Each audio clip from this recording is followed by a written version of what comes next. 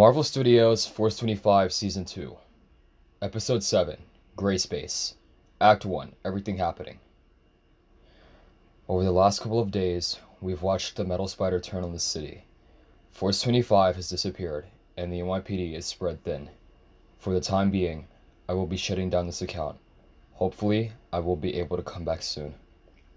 Kamala Khan is what the young superhero types as she lets out a disappointed exhale and thinks about Kate Bishop. I hope she's okay, Kamala says in a sad and soft voice. John Walker sits at home, glaring at the TV as he cradles his child and prepares a cup of coffee. The news plays in the background, and he hears about the actions of the Metal Spider clone.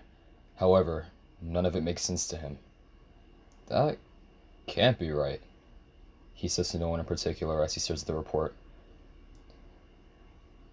The Metal Spider seems like he wants to be the only one fighting crime in the city. He told me that he doesn't need anyone. An injured police officer says, detailing the story of being beaten by the Metal Spider clone. Meanwhile, in the watchtower, Valentina and the clone Lance Davidson lay in bed, with Val on top of him. I'm proud of you. Been watching you since you were in Italy with Spider-Man a few years back. I've always felt like you were special, like you didn't need all that team nonsense. Those other guys do, but you're the Metal Spider, you don't need anyone, she tells him. Fake Lance smirks at her. What I need is you, he says. Elsewhere, the true Metal Spider's mother, Lacey Davidson, leaves him another voice message. Hi, honey.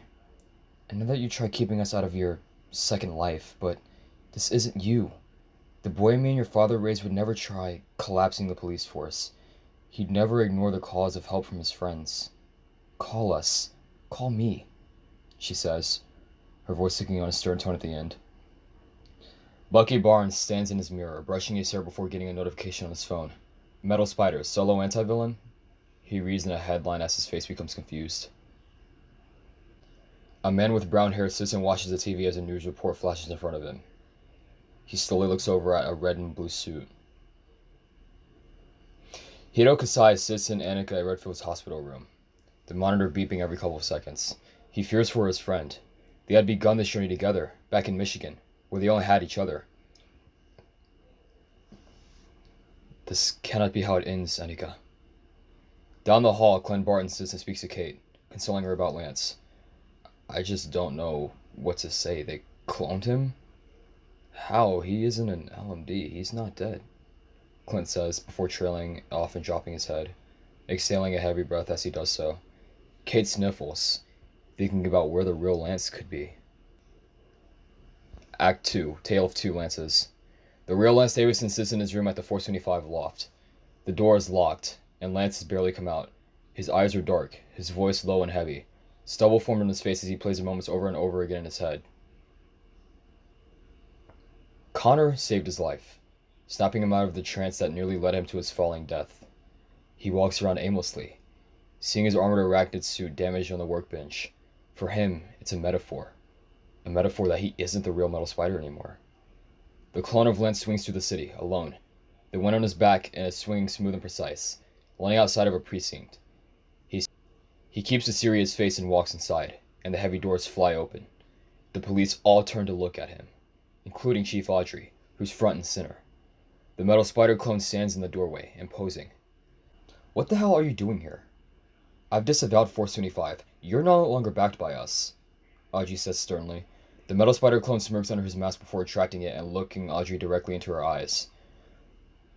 What don't you understand about me taking out all your boys in blue?